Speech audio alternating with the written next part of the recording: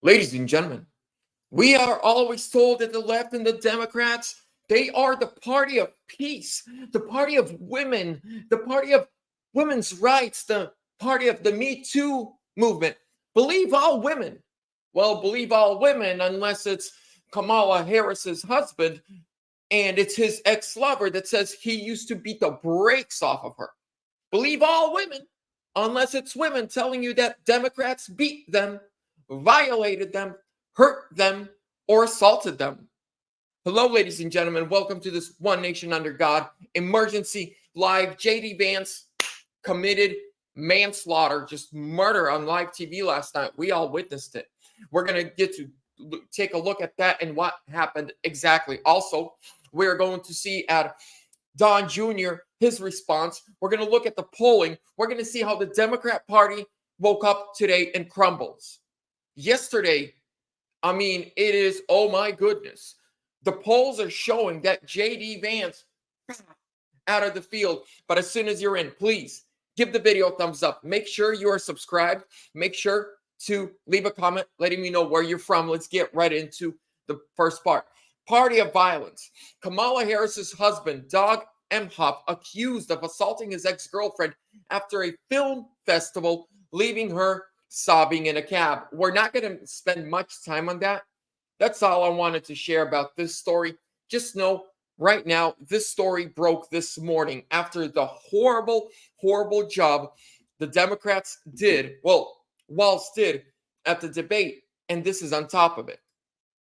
But I want to get right to the debate. I want to get to what happened last night, what we saw, what we witnessed. Because, ladies and gentlemen, so during the debate, Dr. Phil had a professional, body language expert watching. And here's what he saw. Does that mean he's more believing what he's saying? Oh, yes. He's someone who is a true believer, who believes in what he's saying, being completely honest with what he's saying. He says when he looks at JD Vance, his expressions are showing that JD Vance is telling the truth. He believes in what he's saying. There's a conviction in his heart. He is sure about what he's saying. He believes what he's saying. He's not lying, and he's confident in his words. And nothing to hide at all. Right. So, and what are we looking for? So what we're going to look for, we'll look for the head tilt as this section right in here of his head. We'll look at that. We'll say, okay, well, what's happening? As he's talking, it looks like he's listening. When we listen, our head tilts a little bit, and that right ear comes forward a little bit. When he's looking at Walz, what we're seeing here, we're seeing this begins panic almost because he doesn't know what to say. See how he backs up there? And he's thinking, this is called the grief muscle.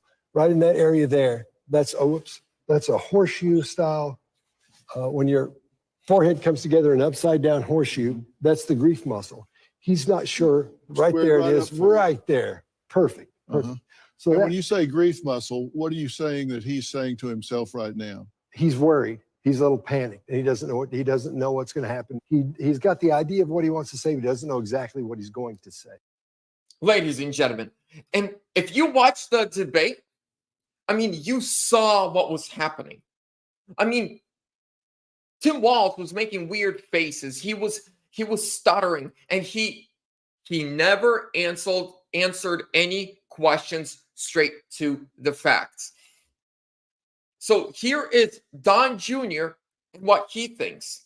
Don Jr., fantastic. Listen to his answer. It was amazing. Thanks, Jake. I'm here in the spin room with Donald Trump Jr. You urged your dad to pick JD Vance as his running mate famously a few months ago. How do you think he did tonight? I thought it was a masterclass. It was just an incredible performance, just real command of the facts. Didn't let sort of the fake fact check, try to steamroll him. He came back with actual facts. I think he literally won every issue across the board. I think he was actually very comfortable on so many of the issues that Republicans tend to fail. He was probably more comfortable in those issues than most Republicans are, even on our strong points. So I think it was an incredible debate. We've been leading with incompetence and weakness for 4 years. The world has watched, and they've capitalized on that. Our enemies, Iran, wants Kamala Harris to be president. They've said that. I want to go back a couple seconds. Play this to every liberal who are like, Iran is bad, Russia's bad. Listen to this. Wants Kamala Harris to be president. They've said that. They've leaked documents to her, stolen from our campaign, that they hacked. Russia has said they want Kamala Harris to be president because a weak America is good for Russia. A weak America is good for Iran, and a weak America is great for China, all of whom are chomping at the bit for a Harris-Walz administration and the continuation of the Biden policies that have failed America for the last 3.5 years. Well, and I should Exactly. Not many people know that Vladimir Putin has came out with the Russian parliament and have officially endorsed Kamala Harris for president of the United States. And when asked why, Vladimir Putin's answer was, well, Trump is unpredictable. Kamala, she's an old school American politician. We know what she's going to do 10 steps before she takes them. She's very predictable, easy to see. Crazy, huh? But yet, Trump is the puppet of Putin. Make it make sense. Now, ladies and gentlemen, if you're voting Trump, please make sure to give the video a thumbs up right now. And before we continue, I got to give a big shout out to the sponsor of today's video and the channel overall, Verity Metals. Ladies and gentlemen, they are a Patriot Christian family-owned gold, silver, and precious metal IRA firm. They protect your money from Kamalanomics, and that is high gas prices, inflation, bank runs, collapse of the dollar, and BRICS building a brand new currency to take down the dollar. Gold and silver is constitutional. It is biblical. It is real money in your hands. It is not a get-rich-quick scheme, and it will not make you a millionaire overnight. But what it will do, it will take your money. You just transform it into a different currency, a real currency that is not just printed every day and backed by nothing. I personally love American Eagles. Here's how much I love American Eagles. Get them. Get them from, even if it's not from Verity Metals, go to your local pawn shop, call another dealer, get some of this. It's just money in your hands, but it's a different form of money. The real currency, biblical, constitutional, oldest currency in history. It holds your value against inflation, against, who knows what might happen. And this is the time to get some. Go to a pawn shop, go anywhere. But when you go to Verity, you go to a personal friend of mine and you help the show. I appreciate you. I love you. Links down below in the description. Make sure to mention Vlad. Let's continue. So this was, I think, the highlight of... Jake, I'm here in the spin room with Donald Trump Jr. Walz. This is You said you were in Hong Kong during... Junior, Sorry. This was the highlight of the night. When Tim Walz was asked about his China trips.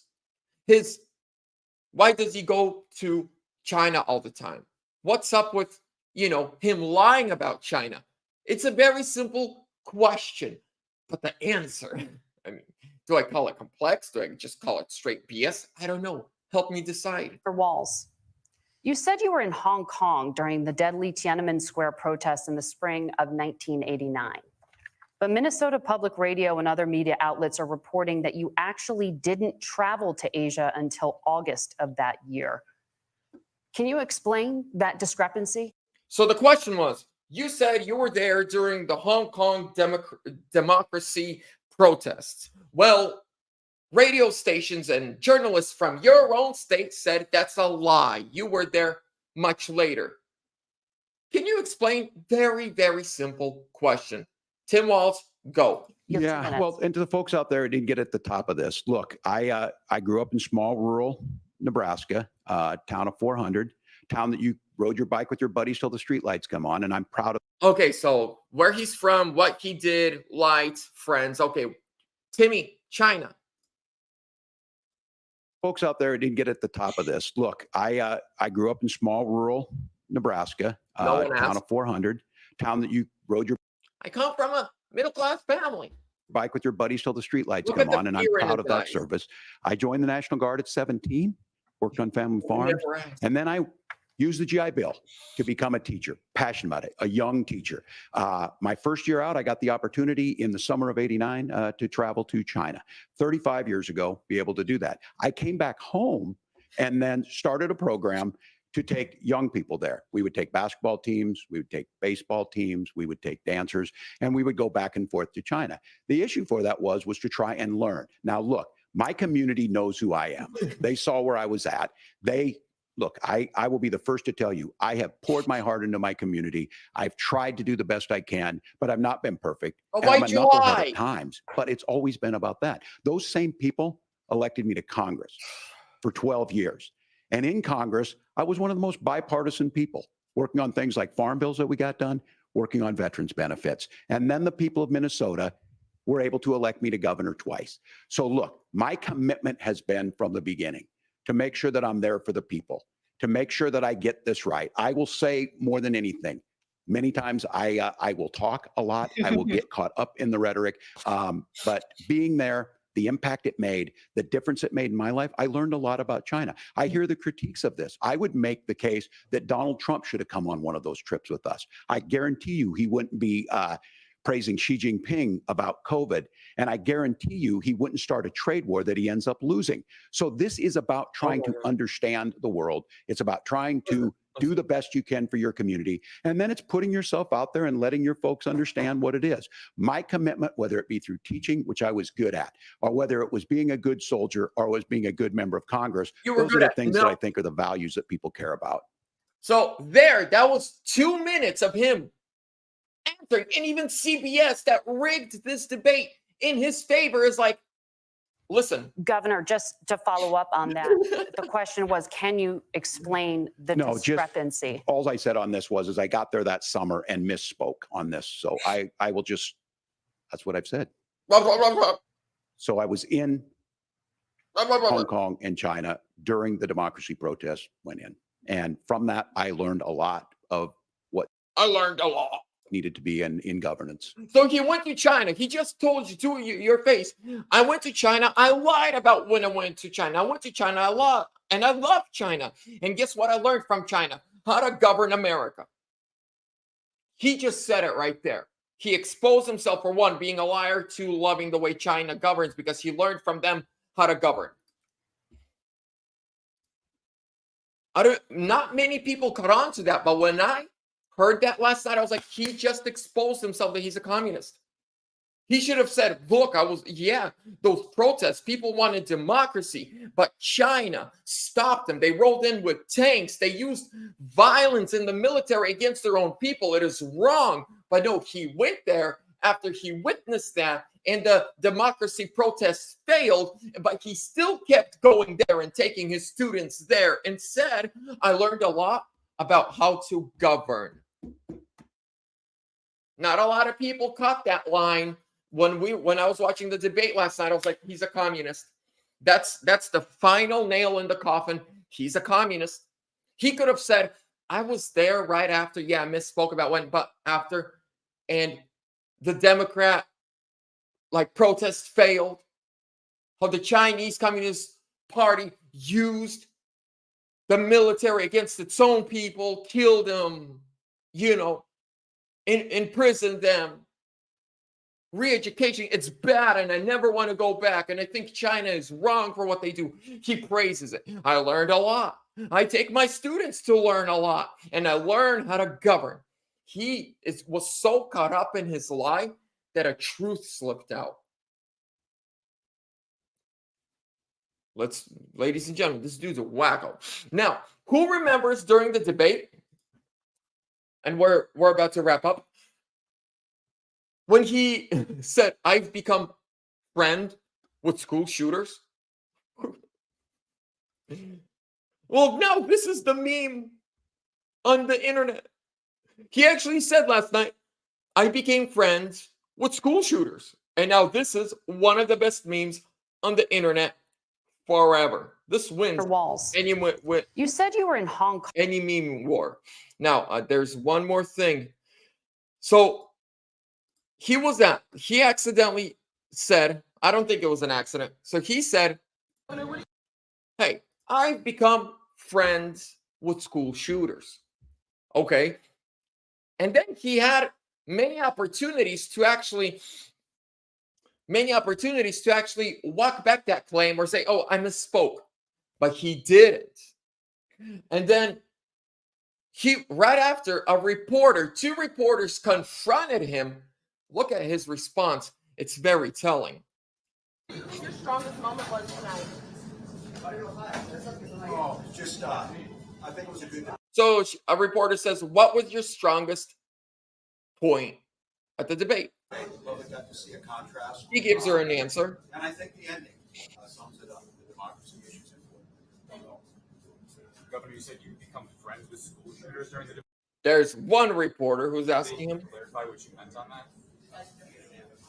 Listen now. Can you clarify what Someone screams it even louder. you meant when you said you'd be friends with school shooters?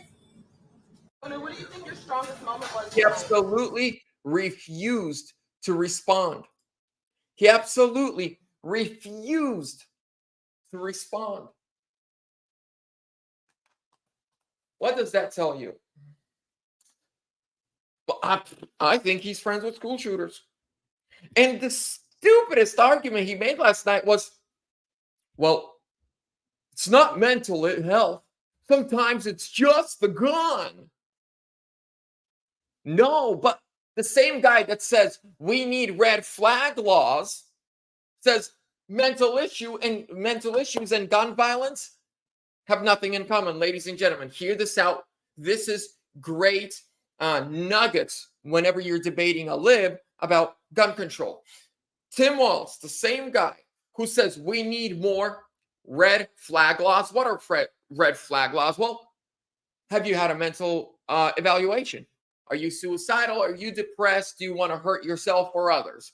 Even if you're if you're not a felon, but those things you answer yes to, you don't get a firearm. That's a red flag law. He says we need red flag laws. But on the other hand, he says mental health has nothing to do with gun violence. It's just a gun. I'm sorry, but the last 7 out of 10 school, shooters were part of the trans or LGBTQIAZB 333-7812-666 community. If I missed any letters, I apologize. Educate me in the comments. But you got to choose one side. You can't say, look, it's just the gun. Sometimes it's just the gun, and then say we need more red flag laws. These are polar opposites of each other. You can't be on both sides. It's number one. Number two, when JD Vance started talking about securing our schools, better doors, better windows, armed security, he doesn't want that. But he himself and Kamala Harris will go nowhere unless armed security is with them. So armed security for me, but not for thee, because you're just an American peasant. I'm Tampon Timmy, and you are a peasant. So I get security for me, but screw you to thee, because I'm with the LGBT. I might start a rap career. Just saying. But ladies and gentlemen, last night we saw murder happen on live TV in front of our eyes. JD Vance was cool, calm, collected. I'm not the biggest fan of JD Vance, but after last night, yeah, I love him. He will make arguments for Trump so good because Trump comes out, we did the best, and I love it. But if you want to win independence and moderate Democrats, you need someone like JD on your side. Ladies and gentlemen, thank you so much for your time. Please give the video a thumbs up. Now, again, big shout out to Verity Metals. Ladies and gentlemen, we're just a month away from the election. We got the biggest strike, union strike in American history. Remain in scripture. Remain in prayer. Make sure you got gasoline in your cars. Fill up a couple, those 5-gallon tanks. Put them in your garage. Get some dry food. Get some toilet paper. This strike, we don't know how much longer it's going to be and how it's going to affect us. Inflation is going to skyrocket. What gold and silver does to your money during inflation is the price of value actually goes up when inflation goes up. The price of gold goes up when inflation goes up. So if you take a part of your IRA or your savings or your retirement, throw it into gold and silver, and then inflation is through the roof, guess what? Your IRA actually grows. Unlike many other investments, where if inflation's through the roof, your 401k and IRA and your retirement plan shrinks. Gold and silver does the opposite. This is not a get-rich-quick scheme, and it will not make you rich overnight. If someone tells you that, they are lying. Tell them Vlad said you're a liar. What this does is inflation goes up, the value of this goes up. Inflation goes down, it goes down steady. So it balances out. This is why I know a lot of people are protecting their savings, their IRAs, their retirements, and their cash. So contact Verity Metals at veritymetals.com or 480-717-9081. Tell Matthew Vlad sent you. They got freebies this month. They got great deals. They're patriots. They're Christian. They support Trump. They love the Lord. They love you if you're a patriot. Ladies and gentlemen, thank you so much. Make sure to give the video a thumbs up, subscribe, share it with a friend or two. Love you guys. Trump 20.